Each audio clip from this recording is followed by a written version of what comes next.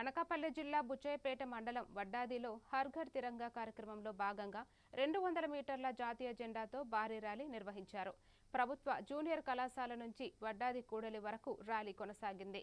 రాష్ట్ర housing corporation chairman Battula తాతయ్య బాబు, Chodavaram Janasena incharge PVSN రాజు, BJP రాష్ట్ర ప్యానలిస్ట్ ఈర్ల శ్రీరామ్మూర్తి పాల్గొన్నారు. విద్యార్థులు, ఉపాధ్యాయులు జై భారత్, వందే మాతరం నినాదాలతో దేశభక్తిని చాటారు.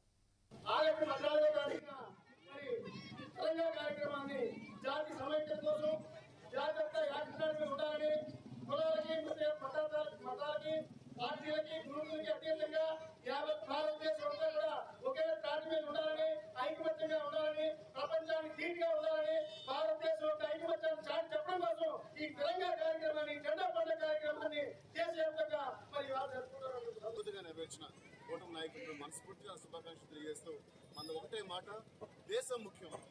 మనం ఎక్కడున్నా, ఎలా ఉన్నా, కులాలు, మతాలు, ప్రాంతాలతో సంబంధం లేదు. దేశమే ముఖ్యం.